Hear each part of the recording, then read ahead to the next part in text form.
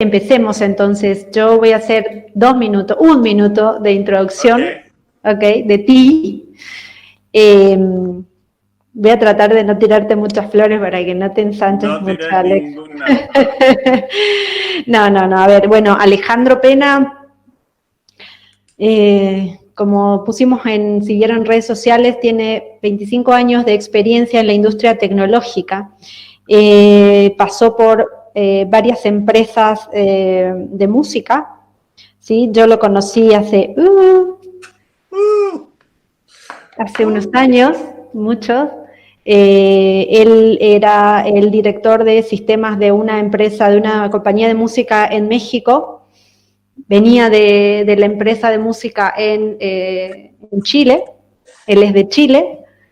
Y bueno, pasó por México, estuvo unos años allí y de allí saltó a Londres, al corporativo, y de allí puedo decir que es un gran líder, un gran armador de equipos, un gran motivador y alguien que conoce intrínsecamente y se preocupa por conocer los negocios y cómo puede la tecnología ayudar a que esos negocios sean procesables, cuantificables, eficientes, no sé si innovadores. Yo le perdí el rastro hace unos años, pero profesionalmente. Y cuando decidimos hacer esta primera ronda de los BNP Talks y pensar en que queríamos que sea el objetivo de estas charlas, que sean una ventana de alguna manera al mundo en que empresas como Blimop quieren llegar a ese primer mundo, ¿no? A empresas grandes. Pensé en uno de los que pensé fue en Alejandro, en que nos podía quizás pasar esa experiencia actual que tiene, más todo el background que él tiene como profesional y por el hecho de haber transitado por diferentes países, por diferentes culturas, y estar ahora en Londres quizás con una experiencia que nosotros como empresa ni siquiera podemos llegar a imaginar. No sé si eso es bueno, es malo, no tengo idea, es mucho o es poco. Ale es sumamente sencillo, es muy humilde, pero entiendo que es un gran profesional y por eso también lo invitamos y aparte dijo que sí, o sea, no dijo ni para qué, ni por qué, ni cuándo, dijo, ok, dale, te preparo y ya está. Entonces eso también habla de su, no sé si llamarlo grandeza, pero de sus ganas de compartir conocimiento, de charlar con nosotros, o es también derivado puedes parar cuando quieras, Clau, puedes parar cuando quieras, porque no pero pará, lo mismo después estoy de esto, pensando, pará, que estoy pensando que es producto del encierro. ¿No? Así que bueno, ya está, paro.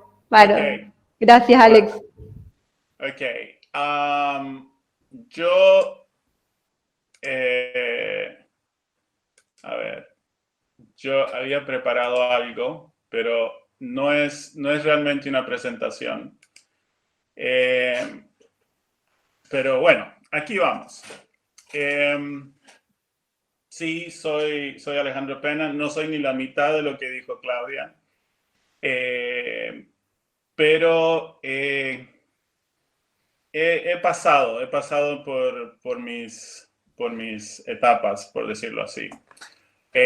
Primero que todo, gracias a Claudia porque me invitó, pero más que gracias porque me invitó para poder conversar un rato con ustedes, es porque nunca la necesito contratar como mi consejera de imagen. Este es el perfil que yo le mandé a Claudia cuando ella me dijo, ay, escribime algo de vos. Yo le puse literalmente, sin perfil, evolucionó con los datos. Ya que la charla se trata de la evolución de datos, yo dije, sin perfil. Y después dije, bueno, hay que poner un poco más. 25 años en la industria de la música, Esto es todo lo que escribió Claudia en base a mis pequeñas 2 frases, que es una bomba. Gracias, Claudia, te pasaste. Pero no solo eso, Yo sí cometí un pequeño error que en el email puse, bueno, si querés algo más serio, recortarlo no tan serio, pero ya me conoces. Y yo pensé que Claudia me conocía. Pero no solo eso, ella me dice, mandame una foto. Bien, esta es la foto que yo le mandé a Claudia. ¿Ya? Porque si estoy hablando de la música, qué mejor que mandar una foto que posando al lado de la estatua que fue usada para la portada del Pink Floyd Division Bells. ¿Ya? Estamos hablando de música. Esto es real. Esta es la estatua real que está en Londres en una de las oficinas de música, etc. Y yo dije, esto tiene que ver con la charla. ¿Qué foto usó Claudia? Alejandro Pena con una corbata, un saco que no se ha puesto yo creo que ya como en 3 años y que espero que pase bastante tiempo. ¿Y qué es lo que realmente ustedes van a recibir esta noche? Es Alejandro Pena, ojalá que en una forma relajada tengamos una conversación como si estuviéramos sentados en un pub. ¿Ok? Así que habiendo hecho eso, termino con la presentación. Termino de usar PowerPoint. Dejémoslos así, ¿ya? Y vamos al tema. Claudia me dice, ay, charlem, yo pensé que esto iba a ser una charla. Sí, reíte, te estoy viendo, reíte. Me dijo, yo pensé que esto era una charla. Entonces yo pensé, bueno, vamos a hacer Sí, seguro, nos sentamos, conversamos. Y pensé que era, bueno, vamos a conversar, qué sé yo, nos vamos a hacer una pequeña rueda y vamos a intercambiar preguntas. Y después Claudia me dice, ¿y cuál es tu tema de la presentación? Y yo me quedé, perdón, ¿cómo mi tema? Y ahí me cayó que no, que esto no era simplemente una charla, esto era un poquito más serio y tenía que prepararme. Entonces díjeme yo a mí mismo, ¿de qué puedo hablar? 25 años en la industria de la música. Hablemos de cómo los datos en la industria de la música han evolucionado. Porque eso es algo que realmente puedo hablar. Y quizás por mucho más tiempo del que ustedes me quieran escuchar. Entonces yo voy a ir viendo que cuando empiezan a desaparecer la gente, cuando ese número de personas empiece a bajar, tengo que apresurar la charla porque voy por mal camino. Pero bueno, empecemos. Les voy a contar una historia y después conversamos. Porque a mí me gusta conversar, pero también me gusta contar historias. Érase una vez, existía en la industria de la música lo que yo me refiero hacia la era del producto físico. Era una era de gloria, es la era de oro de la industria de la música. Es la era en que primero salió el disco de vinilo, se lanzó el disco de vinilo y las compañías vendían y la gente corría a las tiendas de discos a comprar discos toda la semana. Los pibes ahorraban y se gastaban el dinero en eso. Había que tener el disco y ponerlo. Después salió el cassette y la gente fue a salir a comprar cassettes porque era portátil, lo podías llevar en el auto, podías hacer de todo. Entonces vos primero te compraste el disco, ahora te compraste el cassette y después sale el CD y te fuiste y te compraste el CD, cobraban una fortuna por un CD. Pero era la época de oro de la industria de la música. El dinero entraba. Súper bien. Todo, tutti bene. Y sí, y teníamos sistemas. Lo interesante era que uno cuando decía qué catálogo teníamos, el número de ítems en un catálogo, por lo general no podías medir en miles y a veces simplemente en cientos de productos. ¿Ya? Entonces imagínense que vos llegabas y tenías un catálogo, 500, 600 títulos de qué elegir, en 3 formatos. Ese era el catálogo. Y por lo general en nuestros sistemas, con 50 atributos, podíamos distribuir un producto. Entre ellos está el código de barra, el artista, el título, el formato, la fecha de lanzamiento, bla, bla, bla. pero con unos 50 atributos era suficiente para manejar una distribución y procesar regalías y qué sé yo. Las transacciones de ventas. Estamos hablando que transacciones de ventas se medían en cientos de miles. ¿Ya? O sea, una factura tenía, uno le facturaba, no sé, voy a usar un ejemplo chileno, a la feria del disco, en la factura habían 40 líneas, entonces eran 1500 de este título, 200 de este otro título, y Claudia se está riendo porque se acuerda cuando imprimíamos las facturas en Ciudad de México, etcétera. Pero en términos de transacciones estamos hablando de que los sistemas procesaban cientos de miles. Quizás en los países más avanzados llegábamos al millón plus, pero en general estamos hablando de esos números. Los sistemas, cada cual creaba su propia solución. Increíblemente, Argentina creaba su propio sistema de distribución y procesar y sistema de crédito y cobranza y qué sé yo. Chile hacía lo mismo, Colombia hacía lo mismo, México hacía lo que quería, Estados Unidos no tenía uno, tenía 5, etcétera, etcétera. Entonces, teníamos primero que todo la información distribuida por todo el mundo, cada cual con su propio sistema, cada cual usando básicamente los mismos datos, pero quizás estructurados diferentes, etc. ¿Ok? Y hasta ahí va la historia. ¿Qué ocurre? Que analizar ventas era un arte.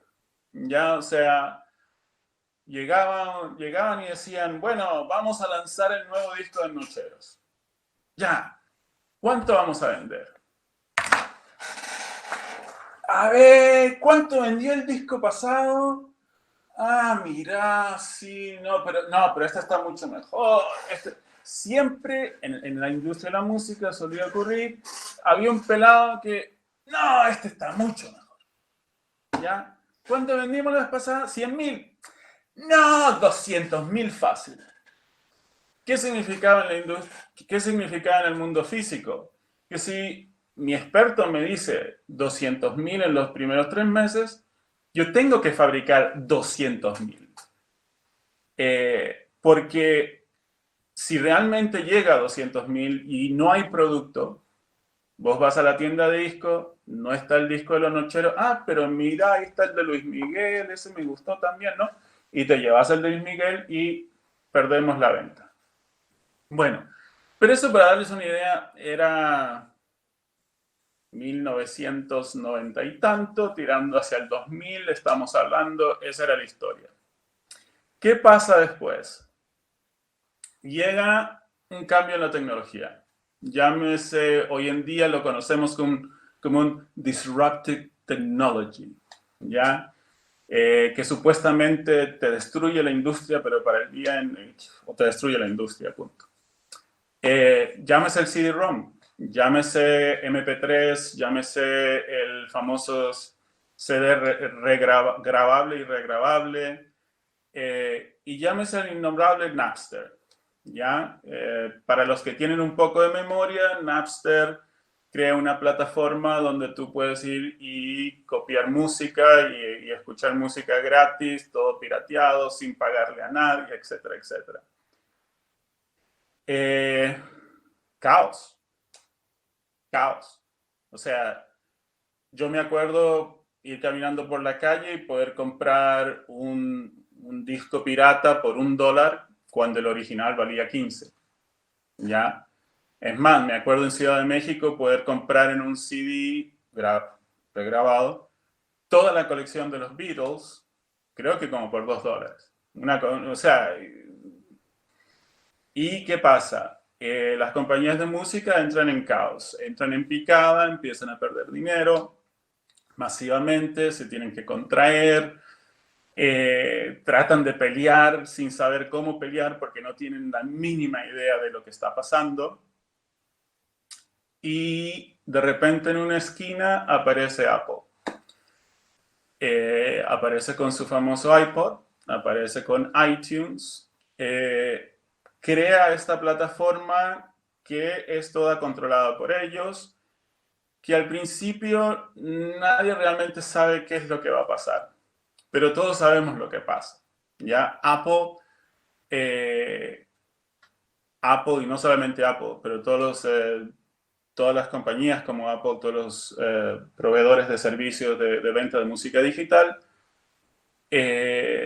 hasta cierto grado rescatan esa caída libre que tiene la industria de la música a través de la venta de música legalmente en downloads. Pero eso cambia la dinámica significativamente. ¿Qué es lo que pasa? Yo les conté que cada compañía tenía su propia base de datos, tenía su propio catálogo, mis 600 títulos, compañías de música en Argentina y en Chile tenían catálogos enormes, no todos a la venta, pero catálogos, bodegas enormes con masters de música folclórica, qué sé yo, una cantidad de contenido rico.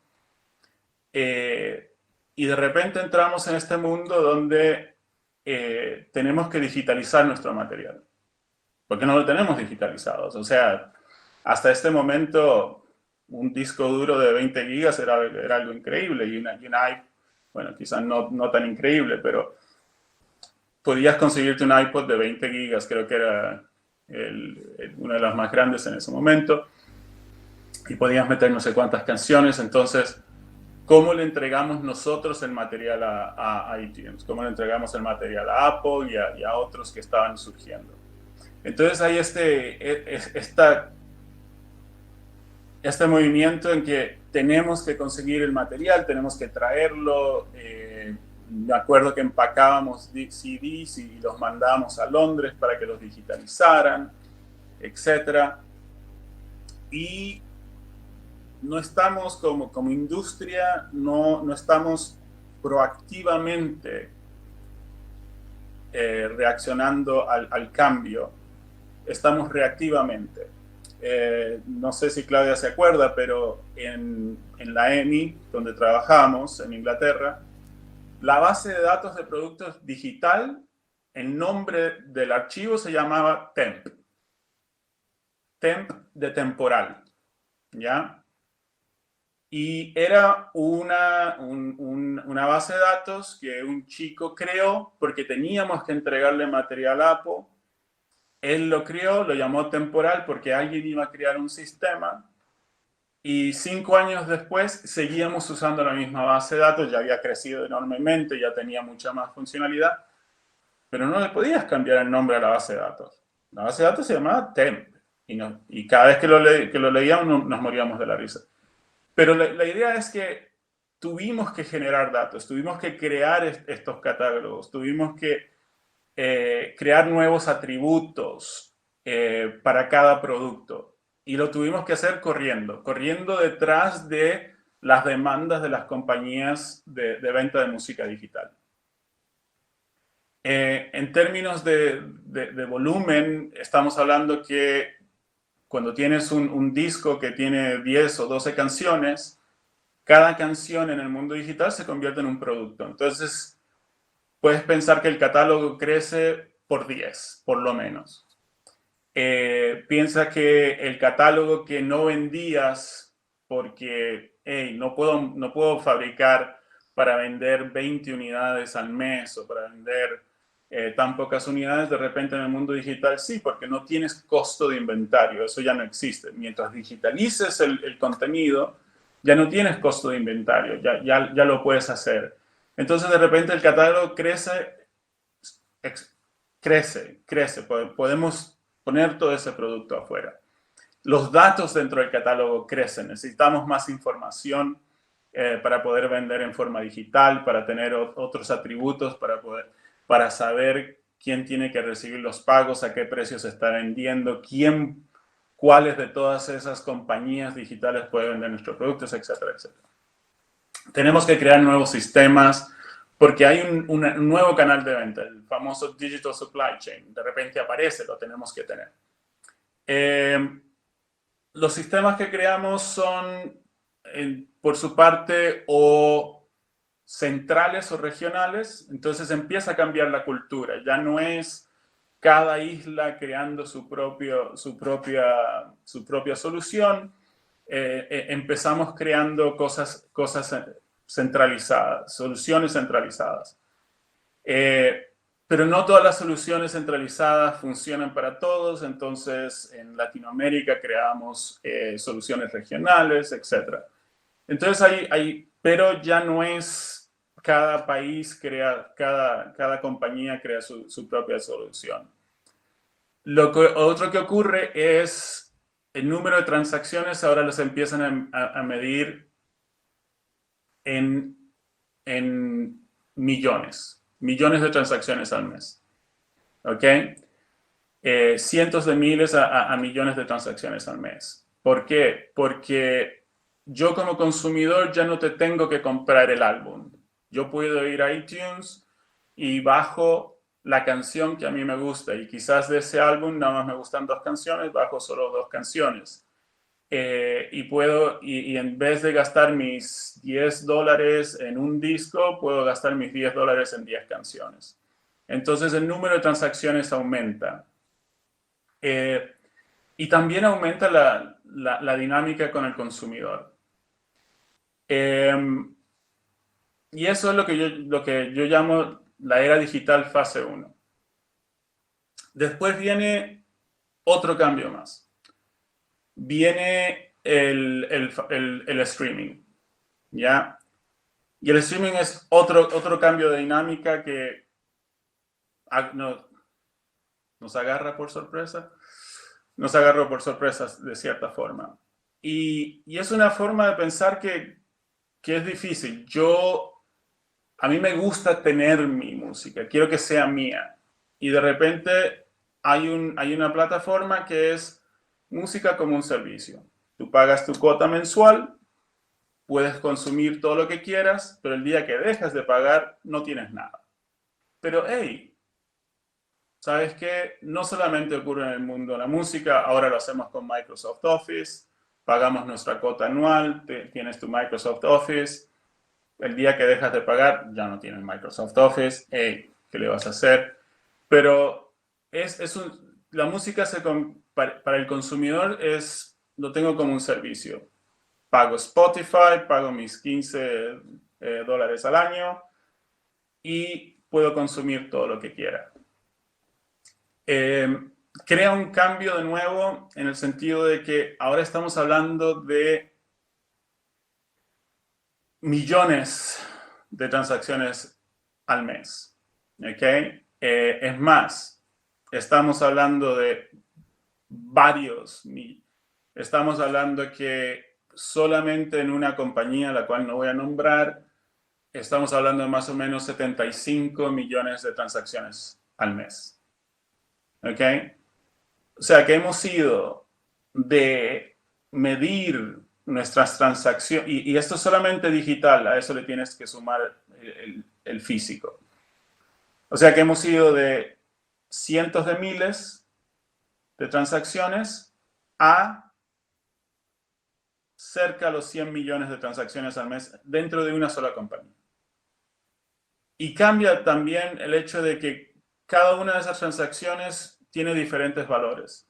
Pueden llegar a ser menos de $0.01, pueden llegar a ser varios cientos de dólares.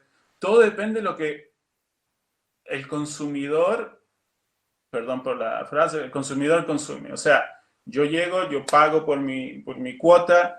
Si yo escucho Ed Sheeran todo el día, Ed Sheeran acumula más que otros artistas y al fin del mes esa canción para la compañía recibe un mayor ingreso. Pero el artista que nadie lo conoce, el DJ Alejandro, que nadie lo conoce, pero que su mamá lo escucha una vez, llega una transacción por menos de $0.01. Entonces hay todo este cambio en la forma en en el volumen de transacciones, en el valor de transacciones, etc. Pero la historia...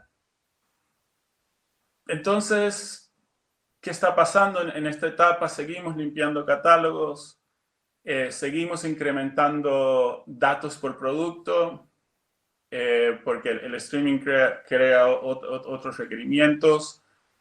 Pero ya estábamos hablando que los catálogos son cientos de miles de productos y hasta millones de productos. ¿Ok? Porque ya hemos tenido tiempo de juntar más productos, digitalizarlos, ponerlos disponibles. Al principio del proceso, cuando se juntaba un DSP, Digital Service Provider, como iTunes o como Spotify, etcétera, firmábamos el contrato. Al principio del proceso, nosotros llegábamos y le decíamos, aquí tiene estos 6 discos duros de no sé cuántos terabytes. Aquí está todo nuestro catálogo. ¿Ya? Enviábamos discos duros. Yo me acuerdo, siendo, como dijo Claudia, persona sencilla, yo decía, ¿y qué hacen con esos discos duros después? ¿No me los querrán regalar a mí para empezar a armar mi quilombo en el computador en la casa y tener terabytes y cientos de gigas, lo que sea, pero yo quiero uno? Pero eso era parte de hacer el negocio. Hoy por hoy, tú firmas y boom, queda eso disponible en algún lugar y a través de FTP, de lo que sea, se hace el traspaso de los datos. Entonces, ha evolucionado significativamente todo esto.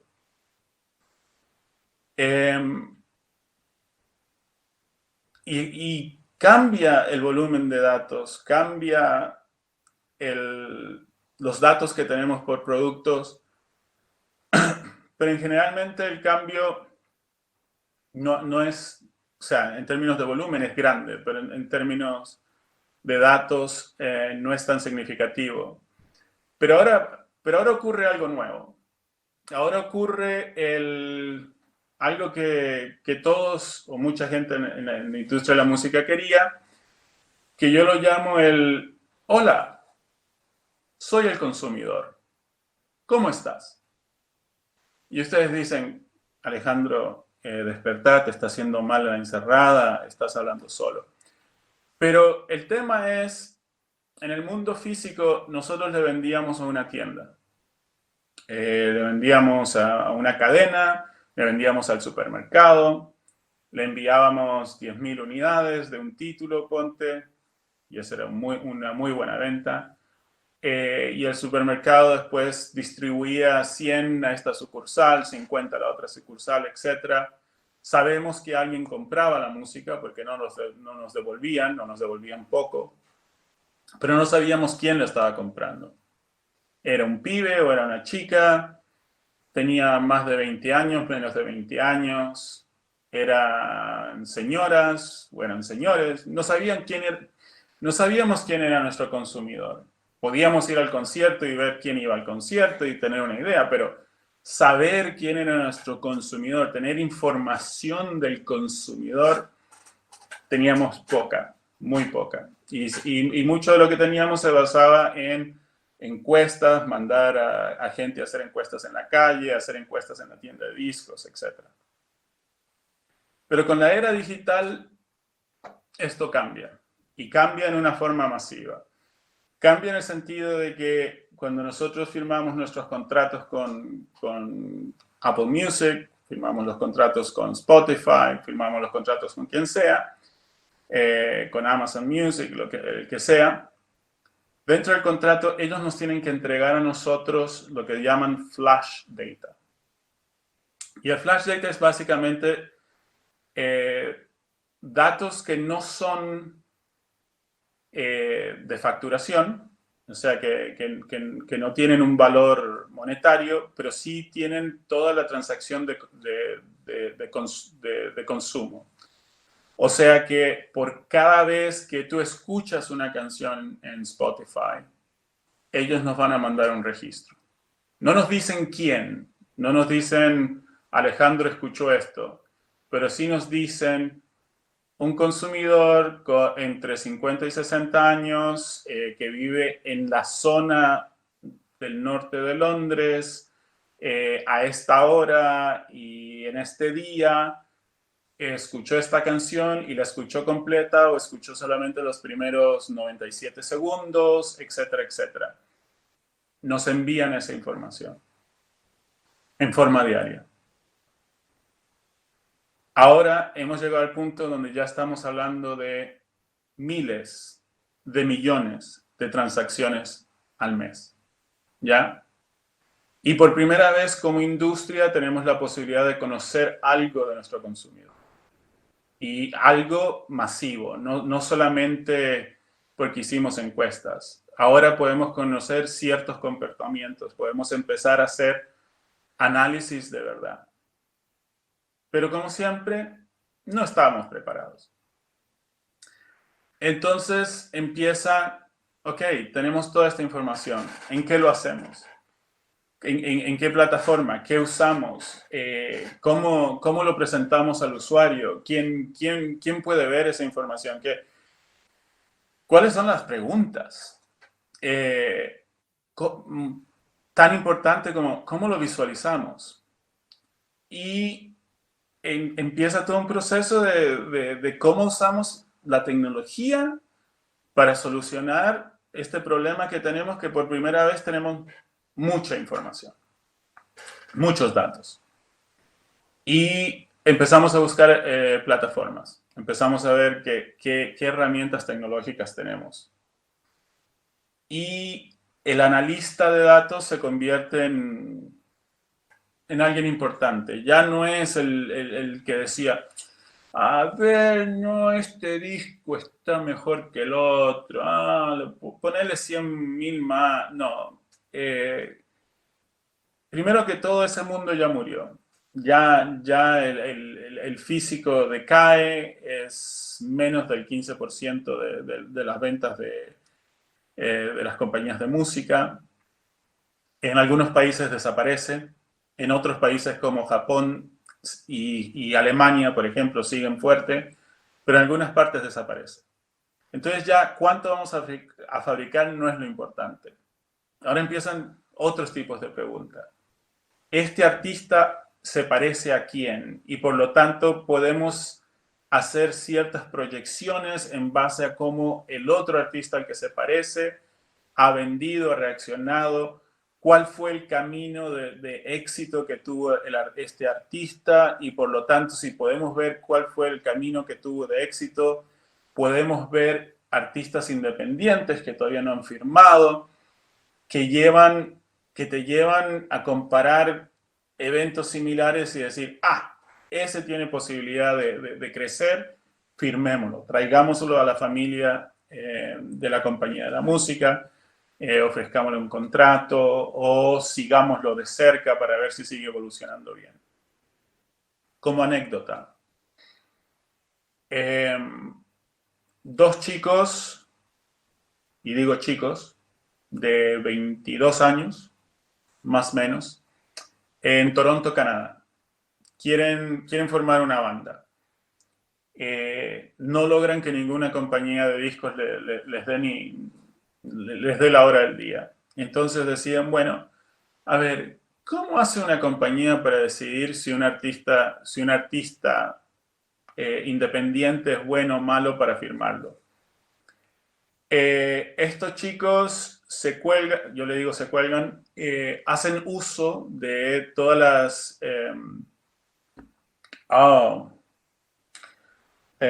todos los conectores públicos de las plataformas como Facebook, Spotify, de todas las plataformas de medios sociales, para extraer información y empezar a comparar lo que hace el artista en Facebook versus el comportamiento de sus canciones en Spotify versus cómo van subiendo o bajando sus canciones en diferentes playlists de Spotify, y empiezan a acumular toda esa información que es gratuita, que está disponible para todos. Nada más tienes que conectarte al API correcto, y empiezan a crear y crean un sistema, ¿ya?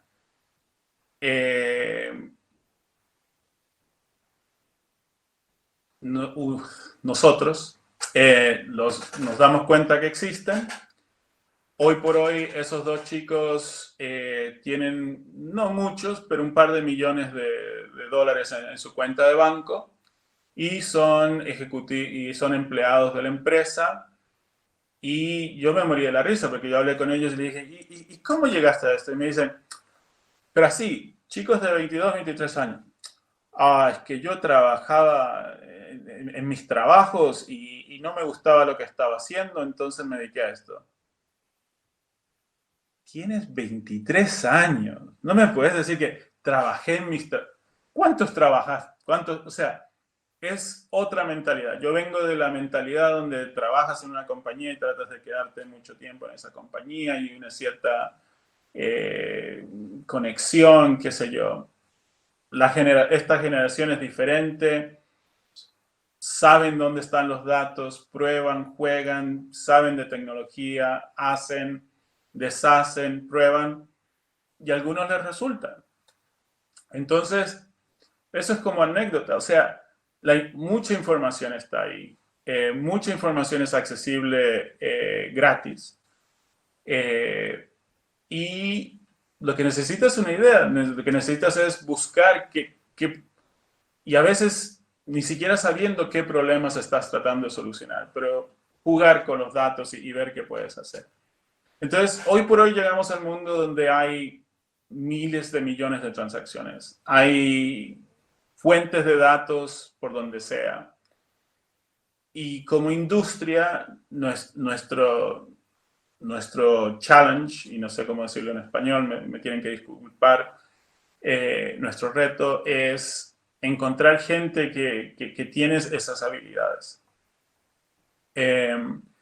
Y gente que sea de mente abierta. Tenemos muchos, lo llaman deadwood, que es madera muerta, que es gente que lleva muchos años en la industria, que sigue pensando en términos del álbum, del producto físico, cuando la industria ha entrado al mundo del single, de la canción, porque sí, seguimos lanzando álbumes de 10 canciones, 12 canciones, pero el consumo es por canción de eso, el público no estaba esperando el álbum, está buscando el tema y hoy por hoy, como es un servicio y no estoy comprando mi álbum, te voy a escuchar esa canción 5 veces y de repente me gustó cómo suena esta otra y voy a escuchar esta otra y se me va a olvidar esta en menos de una semana.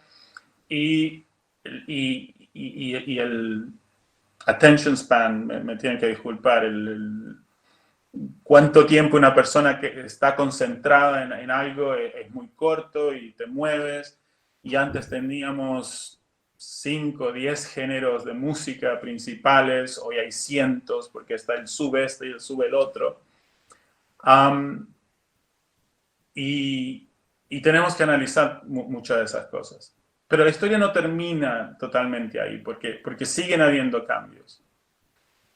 Por ejemplo, uno que estamos solucionando ahora es, por ejemplo, Alexa, play me Another Brick in the Wall. Another Brick in the Wall is a 3-part composition on Pink Floyd's 1979 rock opera The Wall, written by bassist Roger Waters. Part 2, a protest song against rigid schooling, features a children's choir. Alexa, stop. Ese es uno de los nuevos retos. Voice Activated Devices.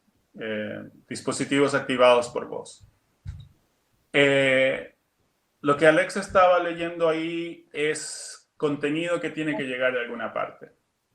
Entonces, yo ya no solamente le tengo que entregar a Amazon y a Google y a Apple y a Spotify, no solamente les tengo que entregar el archivo digital, el artista, el título, la fecha de lanzamiento, el género, el subgénero. Ahora tenemos que empezar y entregarles lo que llaman mood, Y si alguien me ayuda, ¿qué significa mood? ¿Cómo se Estado traduce de al ánimo. español? Estado de ánimo, pero entonces, ¿qué estado de ánimo te da ¿Qué te la música? produce? Entonces, Claro. sí, te produce. Entonces, y hay X definiciones, que mood, que beats per minute, ¿Cuándo fue grabado? ¿Cuándo tuvo éxito? Fechas, días, lugar. Tenemos que dar todo eso, porque si yo le pido a Alexa, porque ¿qué es lo que queremos como industria de la música? Yo quiero que si yo como consumidor le hago una pregunta, le digo, Alexa, ponme las canciones del año, las mejores canciones para manejar de los años 80. Quiero que el contenido de datos que nosotros le pasamos a Amazon, a Spotify, a quien sea tan rico que Alexa con sus algoritmos encuentre nuestra música antes que la de la competencia. ¿Ya? Porque ¿cuándo recibo yo dinero? Cuando el consumidor escucha mi canción. Claro. ¿Ya? Entonces yo quiero que si yo digo, Alexa, quiero música que me haga sentir feliz con aires del verano y lirios y sol, nosotros hayamos entregado las letras de las canciones, hayamos entregado una cantidad de moods larga que concuerde con esto, hayamos entregado suficiente contenido para que Alexa, cuando dinámicamente arma ese playlist para mí de 25 canciones, nuestras canciones de la compañía donde yo trabajo, y lo mismo está tratando de hacer mi competencia, aparezcan lo más arriba de la lista posible. Porque yo como consumidor voy a escuchar eso media hora, 45 minutos, después me voy a aburrir o me tengo que ir a hacer compras o lo que sea y le voy a decir Alexa off y el resto no se va a escuchar y yo como compañía no voy a ganar nada. Entonces ahora viene la pelea de cómo hacemos para que todo esto suba para arriba. Y eso es así como algo que te vuelve loco porque corrimos por muchos años para entrar al mundo digital y dejamos muchas cosas atrás y no teníamos buena información y seguimos tratando de limpiar información y ahora de repente dicen, bueno, necesitamos la letra de las canciones. ¿Dónde están? No las tenemos. ¿Cómo no las tenemos? No las tenemos. Nadie nunca registró las letras de las canciones. Quizás están en papel, pero nada nos sirve en papel. Las necesitamos en forma digital, se las necesitamos enviar a otra persona. Entonces aparecen pequeñas compañías que llegan y crean algoritmos y métodos para pasar por encima de una canción y tratar de extraer las letras de las canciones. Hay compañías que se dedican a pasar por encima de una canción y extraer esos moods y te lo venden como un servicio, ¿ya? Hay muchas pequeñas compañías alrededor del mundo que están buscando el niche, que están buscando qué oportunidades hay. Y las grandes compañías, que uno pensaría, no, lo tienen todo solucionado, es mentira, no lo tienen solucionado. No son súper duper en tecnología y no tenemos todo pensado y no tenemos todo solucionado. Es más, dependemos en las personas que se juntaron 2 o 3 tipos que le gustaba esto y buscaban una solución y la implementaron y bueno, y después lo venden como un servicio. O como los 2 chicos de Toronto que venden la compañía y se quedan a trabajar y están en el mundo de la música y con suficiente dinero en el banco como para estar cómodos varios años. Entonces, eso es un poco de lo que pasa en mi industria, en donde yo ya, y lo digo mi industria porque después de 25 años ya es mi industria, pero ahí estamos, ¿ok? No es un mundo a la punta en tecnología, no. Históricamente es una industria que ha estado atrás y tratando de alcanzar la tecnología, pero es una industria que se está dando cuenta del valor de los especialistas, del valor de gente con ideas.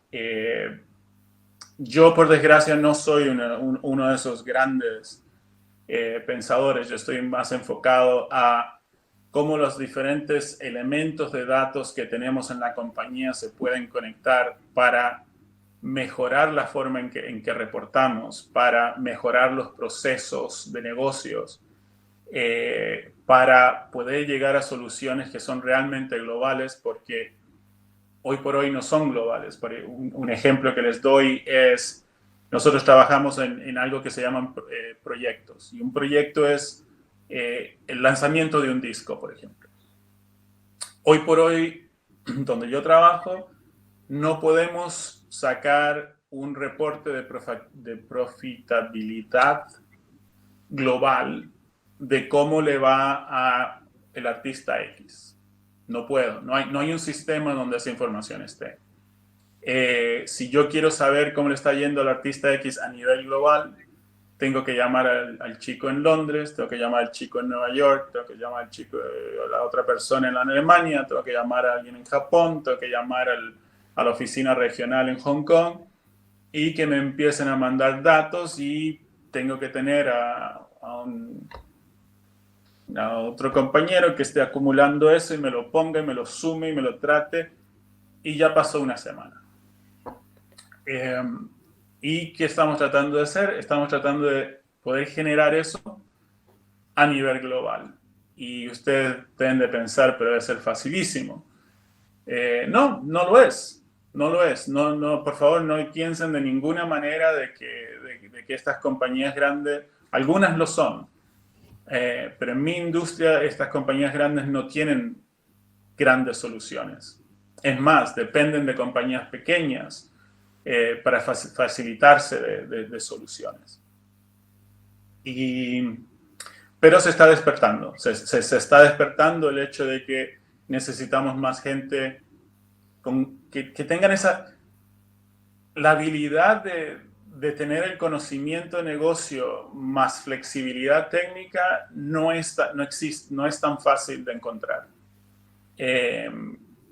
Yo he decidido que ya no soy una persona técnica. Ustedes me pueden ahora empezar a hacer preguntas de programación o de bases de datos, de diferentes software, qué sé yo, y yo voy a admitir que no sé de qué están hablando. Sé conceptos y me acuerdo de suficiente de mi lado tecnológico para saber que puedo contactar a alguien, que puedo buscar a alguien que me ayude con eso.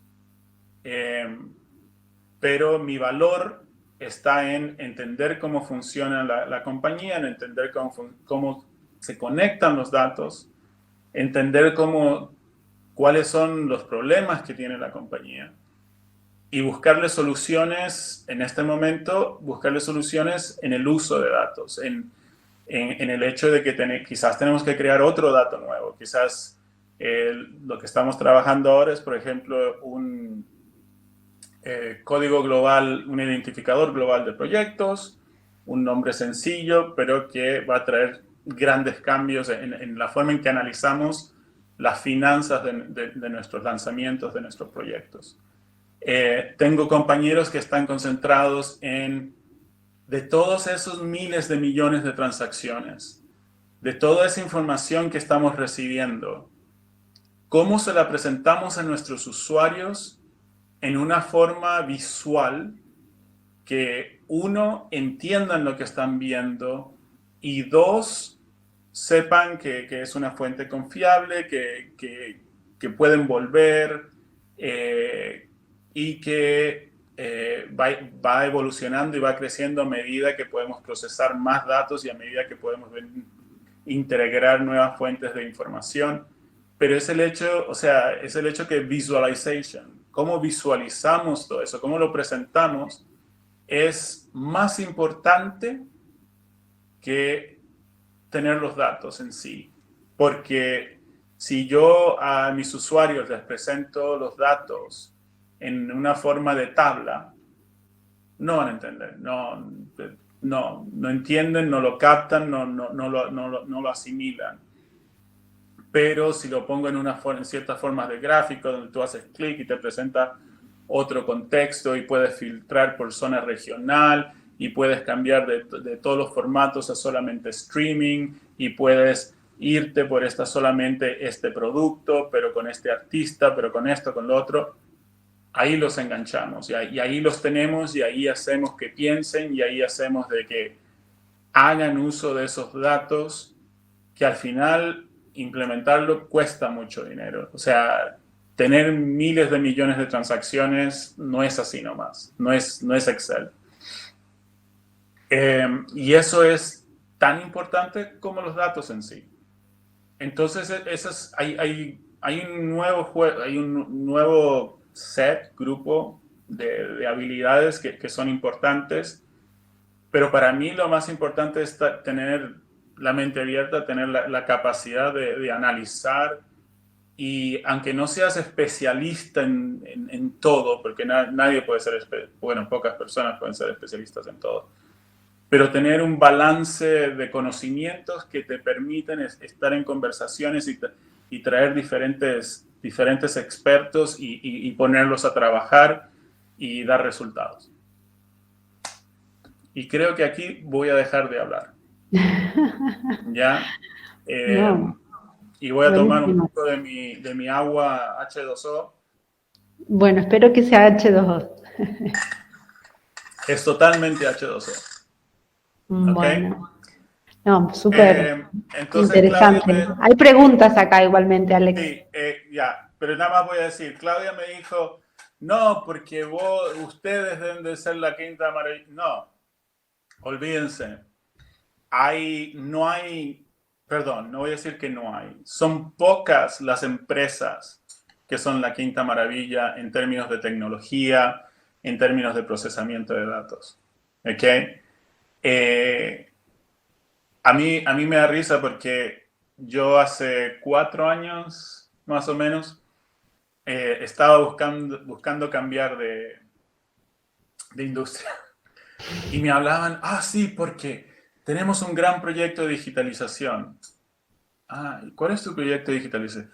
Sí, vamos a crear el portal web de la compañía y vamos a hacer... Perdón. Ese es tu gran proyecto de digitalización. Entonces, no piensen en ningún momento de que lo que ocurre en este lado del Atlántico o en el norte es la quinta maravilla. Hay quintas maravillas y cuando son quintas maravillas, son quintas maravillas. O séptimas o octavas o lo que sean. Pero no todo es así solución. No todo está solucionado. Eso es a lo que me refiero. ¿Ok? Ahora sí me callo. No, está bien. No. O sea, yo te escucho y bueno, ya después te mando los comentarios de la vieja época. Aquí hay una pregunta de Marcelo con respecto que la hizo cuando vos estabas hablando de todo este cambio del físico al digital, ¿no? Y pregunta si en ese cambio el artista también demandaba ese cambio o solamente era una acción reactiva de las compañías. El cambio fue reactivo. O sea, el cambio, si yo iba a decir, si se acuerdan de las noticias, pero muchos probablemente no se acuerdan de las noticias. No han nacido todavía. En esos momentos, la industria se negaba a adoptar el mundo digital. Napster era el enemigo. Napster había que destruirlo, había que mandar un ejército de abogados a suprimirlos y sacar el enchufe y mandarlos a la cárcel.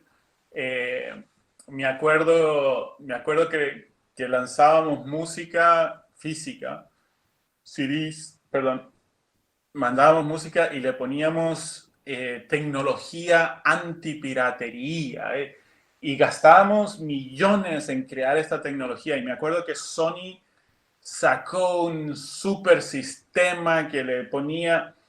La idea era, y no me acuerdo cuál era el orden, pero la música se leía de afuera hacia adentro, pero los datos se leen de adentro hacia afuera. Entonces ponían un poco de código de datos en la parte de adentro hacia afuera del CD, para que si lo ponías en un CD-ROM no dejara leer la música. Se gastaron millones en implementar la tecnología.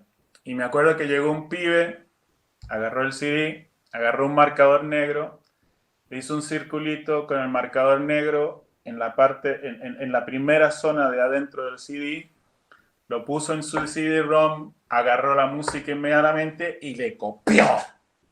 ¿Ya? O sea, ahí estamos hablando de como 15 millones de dólares así. Gracias, próximo.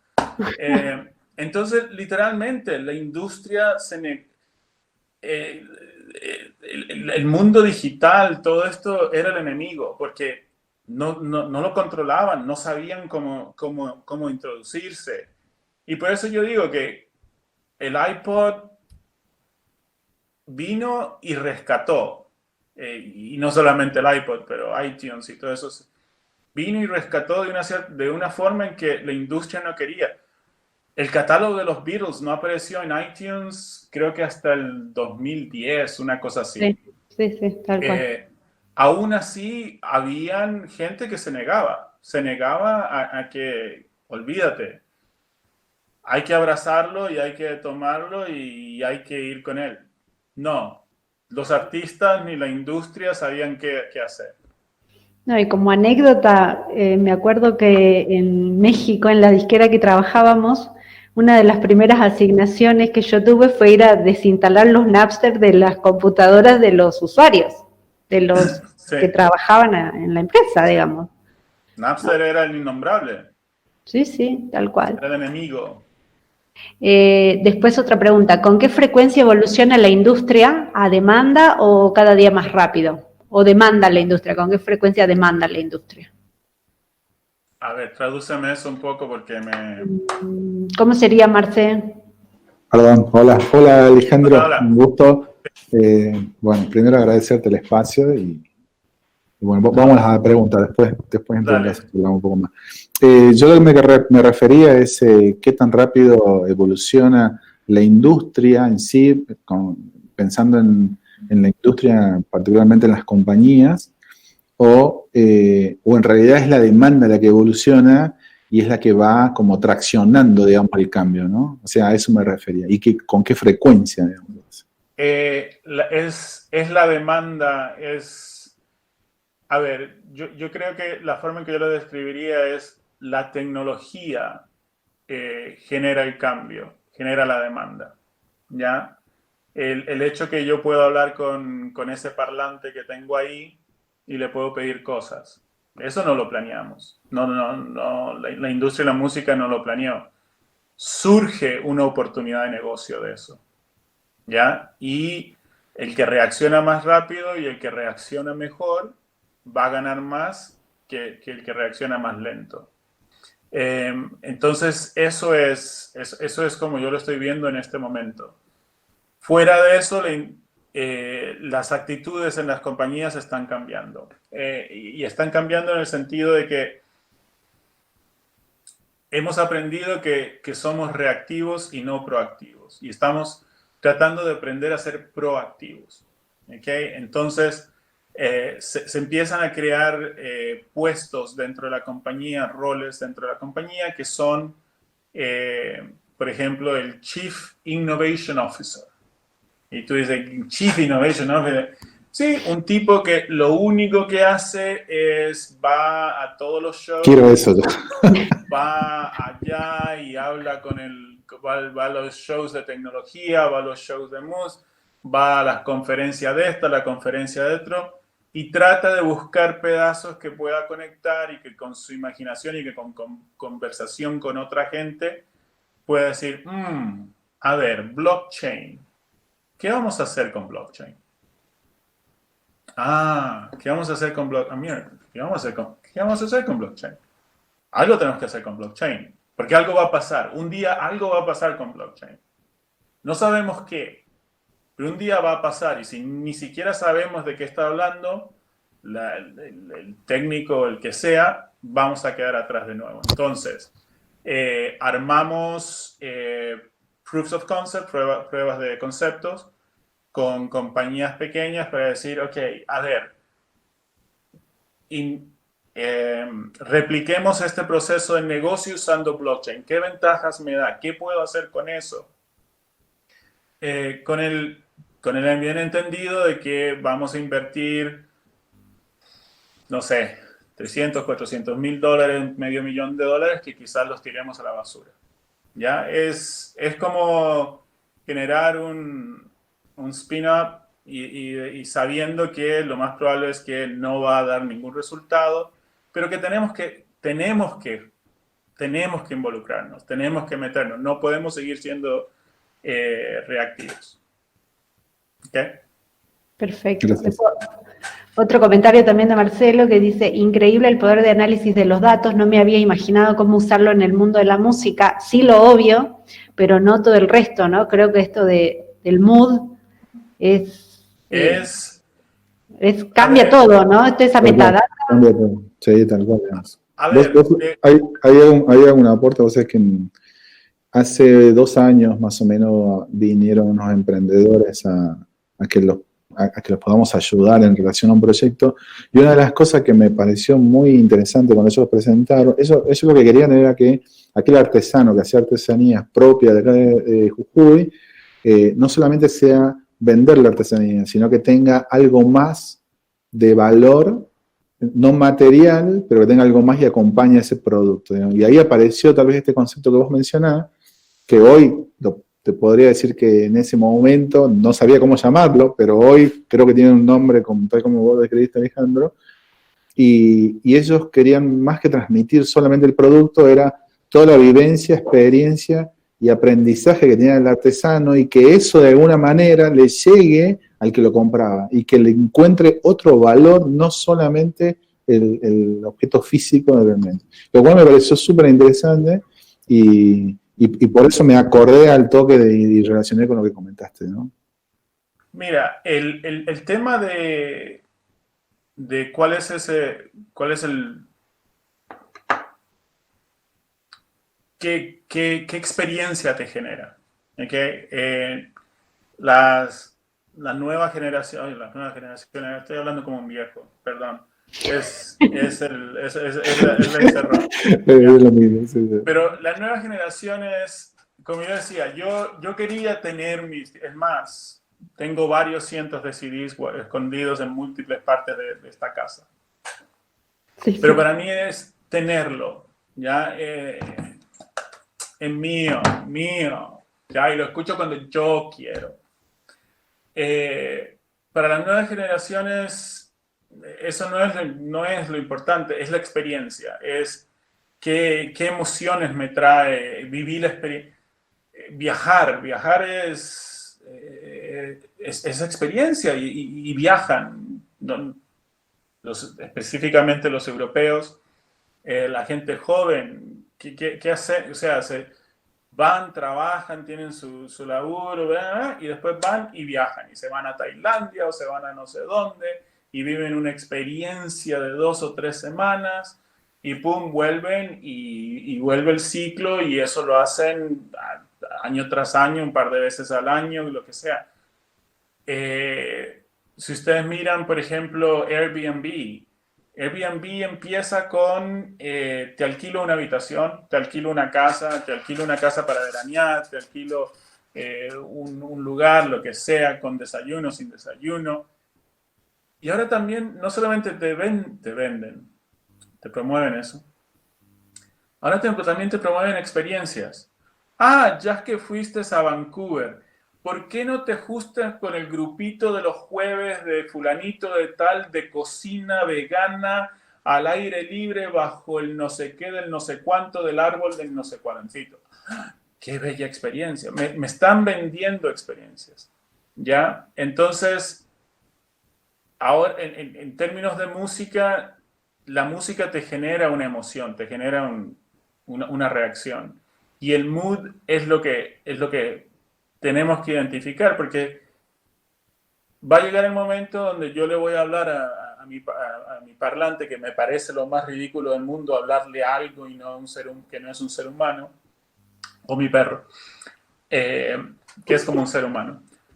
Pero me parece lo más extraño del mundo. Oye, Alexa, bla, bla, bla, bla. Pero a lo que va es que yo le voy a decir, ay, ¿sabes qué? Quiero escuchar una canción. Yo me acuerdo que en 1993 por ahí escuché una canción que me recordaba al sol, al sol y a la lluvia al mismo tiempo. Y le voy a hablar a esa máquina y le voy a expresar lo que ando buscando y le voy a dar un cierto grupo de parámetros y filtros, y va a ir y me va a buscar y me va a traer algo. ¿Ya?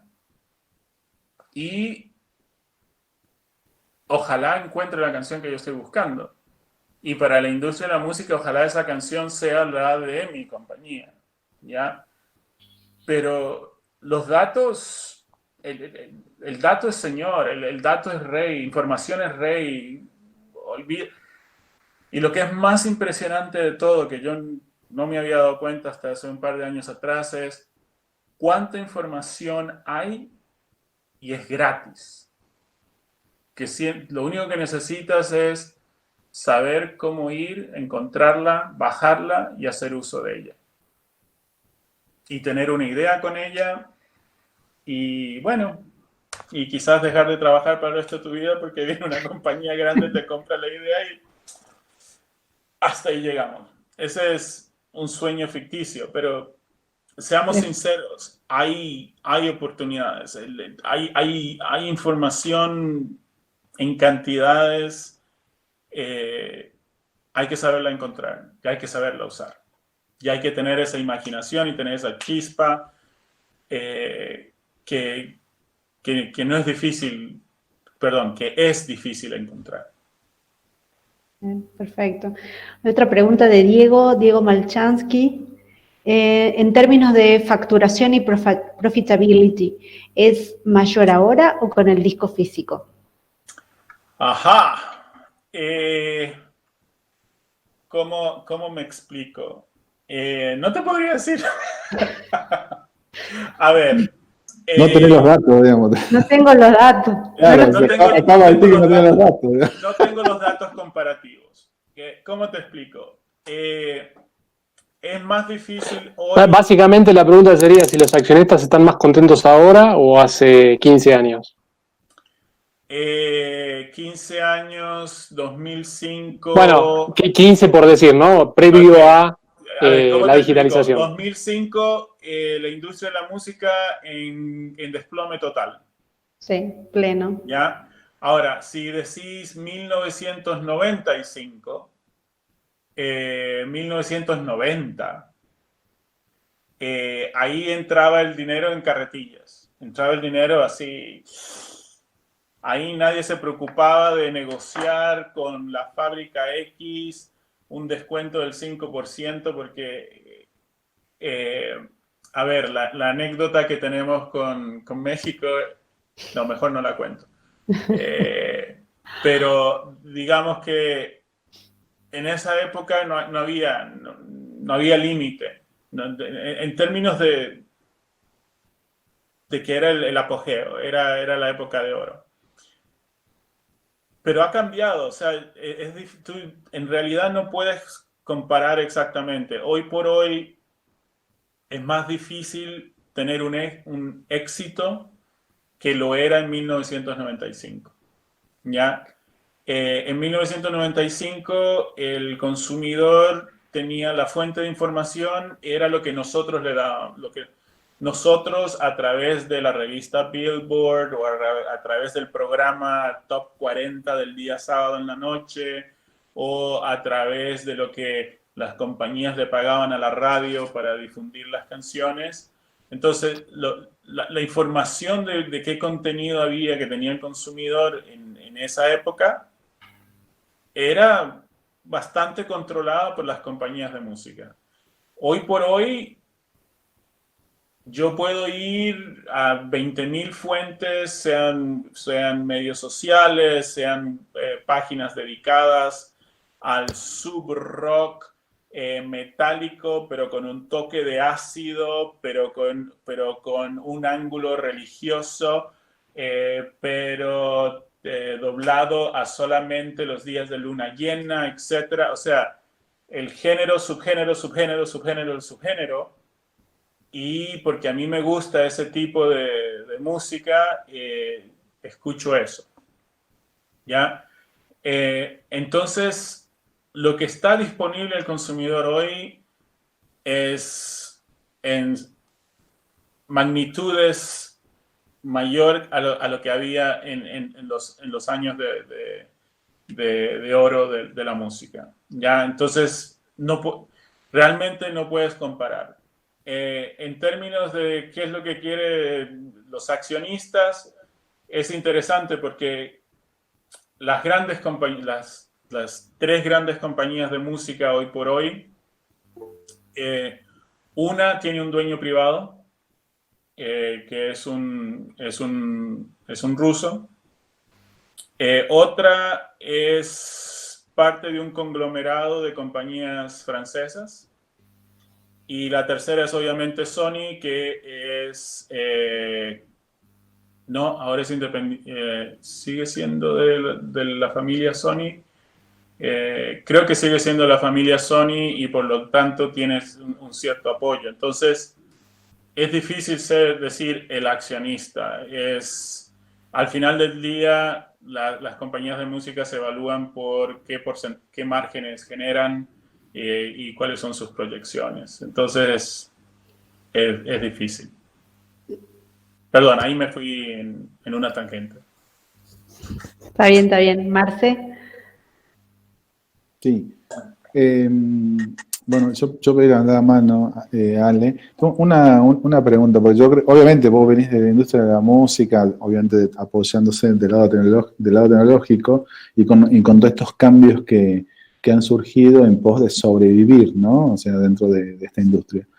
Ahora, algo que a mí digamos, yo vengo pensando desde hace bastante tiempo es cómo aprovechar la industria de la música, cómo aprovechar a aquellos artistas que no son tan reconocidos, que vos bien dijiste, que a veces hoy es muy difícil encontrar un éxito, pero tal vez en vez de buscar un éxito, pienso yo, tal vez es buscar pequeños éxitos y si la industria de la música no está pensando en aprovechar eso, ¿no? Acá en la charla yo hoy le invité a una prima, Mariana Cayón, que es una artista, y a mí me parecía valiosa la charla que ella la para escuchar, ¿no? Porque ella está en este lugar.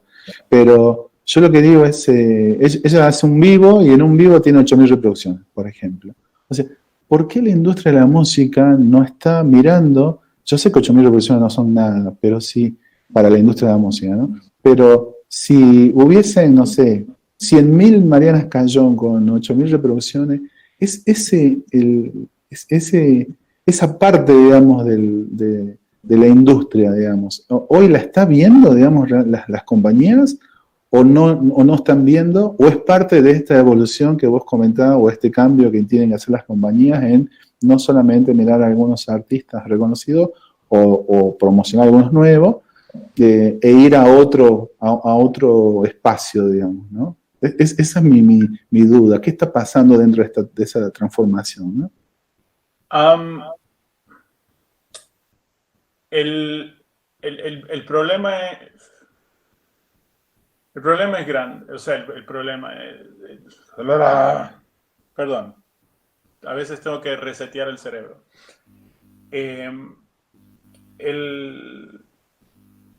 el tema está en que hoy por hoy cualquiera puede ser cantautor. ¿Ya? O sea, yo puedo llegar, con muy poco dinero puedo grabar mi propia música, lo puedo hacer en mi casa, no tengo que ir a un estudio. Y yo me puedo autolanzar en las diferentes plataformas de música. Yo me puedo autolanzar en Spotify, en Apple Music, en Amazon, etc. Y yo no necesito de una compañía disquera para hacer eso. No necesito de un Sony Universal o un Warner. Y por cierto, esas son las tres mayores, pero hay cientos de compañías de música medianas y pequeñas, ¿ya? Cientos y miles, ¿no? Es masivo el número. Entonces, no solamente tengo que firmar con una compañía grande, puedo firmar con una compañía pequeña o mediana. Y como jugador, igual que los jugadores de fútbol, después puedo pedir un traspaso a otra compañía, me venden paso de una compañía a otra, que sé. Pero el tema es, la compañía de música tiene recursos limitados. Yo no puedo estar firmando 8.000 pequeños individuos, multiplicando eso por 20.000 streams de cada uno, y eso me da un cierto margen. No funciona. La economía, los números no dan. Ahora, ¿qué es lo que sí hacen las compañías de música? Las compañías de música dan servicios para que tú te puedas autolanzar y básicamente tú pones tu canción, haces toda una transacción en línea de que es tuyo y que nos autorizas a distribuirla. Nosotros lo distribuimos, juntamos el dinero que te corresponde, te lo entregamos a ti, te lo pagamos a través de PayPal, generalmente es el método preferido, etc. Y te lo damos como un servicio a muy bajo costo, y eso hay cientos de servicios así, sí.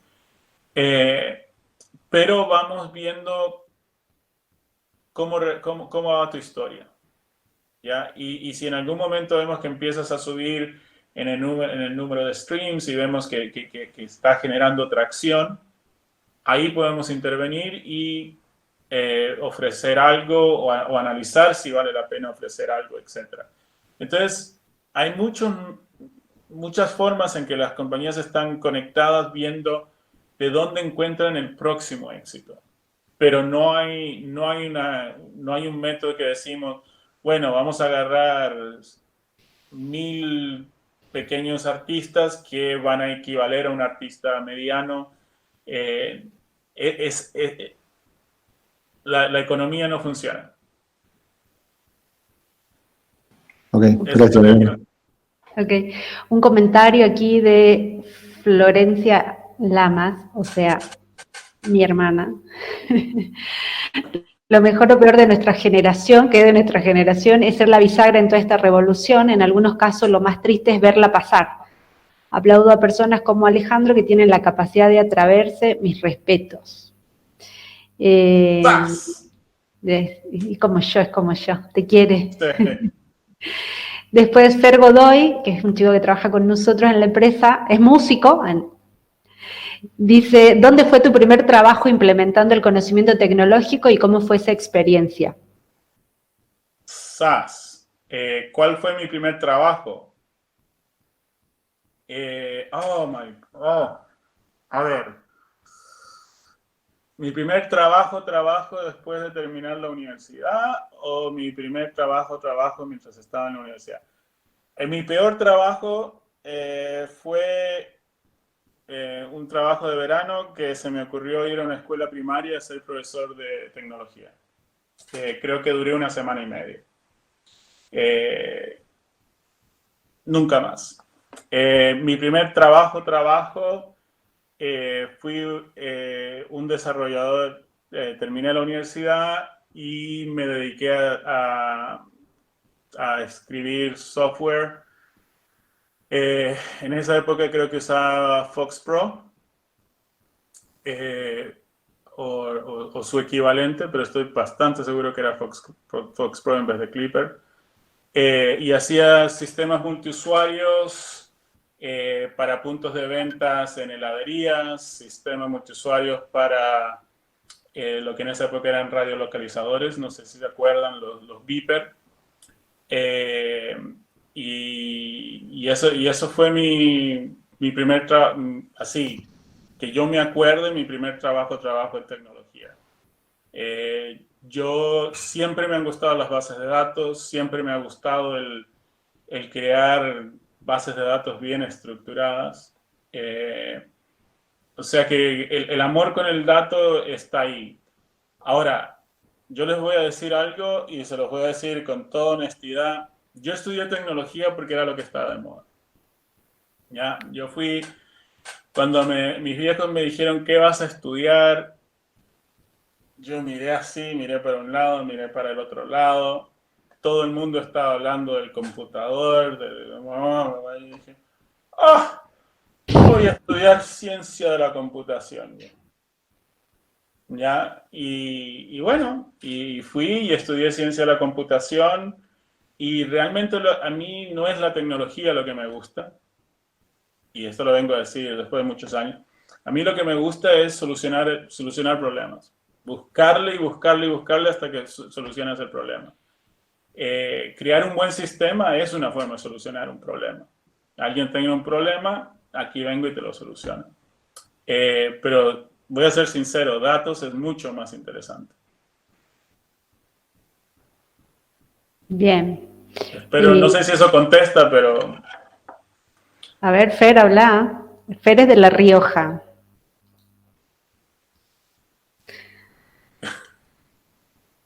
Fer. Sí, perfectamente, dice. No quiere hablar. Okay. Tímido. Está tímido, no creo, algo. ¿Qué te pasa, Fer? Bien, a ver, la verdad es que, Alex, nos has dado un buen panorama de la realidad de los datos. La verdad es que, como dice Marcelo, uno no se imagina, o quizás podría imaginarse, pero no con la profundidad y con la parte práctica que vos nos estás comentando esto, ¿no? O sea, de llegar a Alexa y decirle, quiero escucharme la canción que me hacía sentir feliz en los 91, en septiembre, qué sé yo. Y que pienso que las compañías de música todavía no lo tengan resuelto, como bien decís, es la oportunidad de alguien creativo, de alguien que pueda, basado en la experiencia, poder crear, no sé si llamarlos sistemas o algoritmos o soluciones que puedan arribar a arrimar esa experiencia de voz, o inclusive, no sé, bueno, vos tenés Alexa, pero viste, hoy lo tenemos en los celulares, ¿no? Los asistentes de Google. Y creo que ahí hay una oportunidad enorme para empresas pequeñas, para el que le guste también la música. Entiendo que también es una industria que quizás el melómano con un poquito de tecnología le puede sacar mucho jugo, ¿no? Sí. Así que me parece, todo lo que me contás para mí es nuevo. Yo me quedé en la mitad de la industria de la música. Pero también es un desafío esto de que sea todo global, ¿no? Creo que hoy también, más allá de atravesado por la tecnología, la complejidad está en la globalidad. Pegaste en un buen punto, en el sentido de que sí, es un mundo global, ¿ok? Y con eso conlleva el hecho de que no hay ninguna razón por la cual un equipo dinámico en Jujuy no pueda dar servicios a una compañía en Italia, en Francia, en donde sea, ¿ya? esta pandemia nos demuestra de que trabajar remotamente no es un problema, no es una limitante. Lo que sí les dejo en claro, porque yo también hubo una época donde hice un poco de outsourcing a la India, pero es importante que conozcan la cultura con la que quieren trabajar. ¿Ya? Totalmente. Yo me acuerdo que nosotros empezamos a hacer outsourcing de servicios tecnológicos a una compañía en la India, y íbamos allá y dábamos charlas de lo que era la compañía para que ellos entendieran de lo que era la EMI, y no tenían el concepto de comprar música. Música era algo que por lo general o salía de la radio o veían en películas, pero nadie tenía una colección de CDs. Nadie compraba digital, etc. Entonces, esta era la gente que te iba a dar apoyo, que te iba a ayudar a dar soluciones que no tenían ninguna conexión cultural con lo que nuestra industria hacía. ¿Okay? Entonces, en un mundo global, no hay razón por la cual no puedan surgir y establecer relaciones con compañías en otros países. Pero por favor tengan en mente que hay que establecer un lazo de entender que estamos hablando el mismo idioma. No es que estamos hablando español o inglés, pero que estamos hablando bajo los mismos conceptos, la misma cultura. Y no estoy hablando de cultura de yo escucho música clásica. Y eso es clave. Y eso es clave porque nosotros trabajamos con equipos de todo el mundo. Trabajamos con gente tanto en Europa como en Europa del Este, como en el sudeste asiático, etc. Y estos son gente fuera de nuestra compañía. Entonces, la geografía ya no es un impedimento, y ustedes ya lo saben, eso no se lo tengo que explicar, pero sí cómo establecemos nuestra relación de trabajo es importante. Y es importante que podamos hablar más o menos, y digo hablar parecido, o sea que si yo te digo lockdown, ustedes saben de lo que estoy hablando, es que estamos todos encerrados en esta parte del mundo por la pandemia del COVID-19. Eso es clave, ¿ya? Y no tener miedo de hablar. Saben que nuestras compañías no tienen todas las soluciones, ni mucho menos. Y podemos intercambiar ideas y podemos intercambiar soluciones. Estamos buscando soluciones. Es importante que sepan que muchas de estas compañías están creciendo comprando soluciones de compañías más pequeñas. Es importante analizar cuál es la problemática de la industria X o la industria Y, cuáles son los problemas, qué información puedo recolectar, cómo puedo presentar esas ideas. No es fácil, pero no es imposible. Pero sí hay que establecer ese lazo, esa relación para empezar. No, perfecto, clarísimo. Creo que en todo, ¿no? El tema de trabajo multicultural es eso, ¿no? Entendernos y más allá del idioma, hablar de todos, de los mismos conceptos, ¿no? Eso es fundamental. Sí. Bueno, mirá, sin querer queriendo, Alex, son las 19:09 acá, se hace 1 hora y media que estás hablando.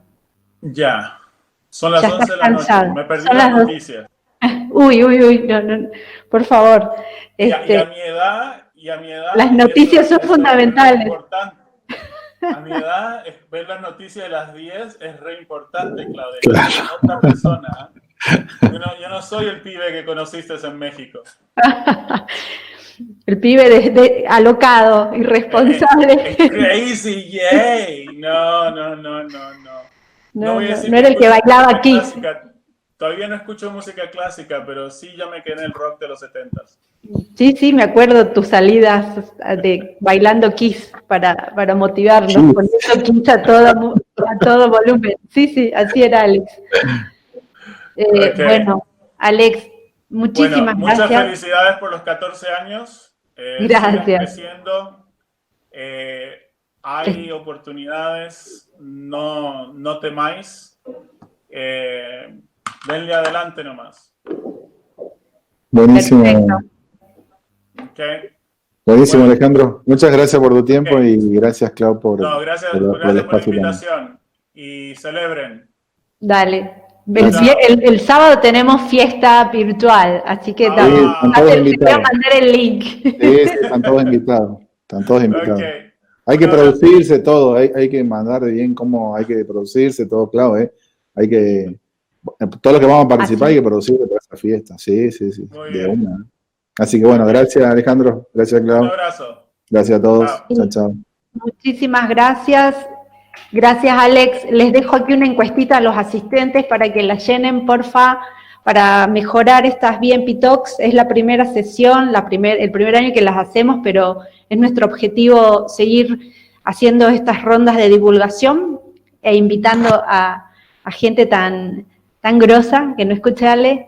Así que muchas gracias. Gracias a todos y les dejo la encuesta, llénenla, por favor. Gracias. Muy bien.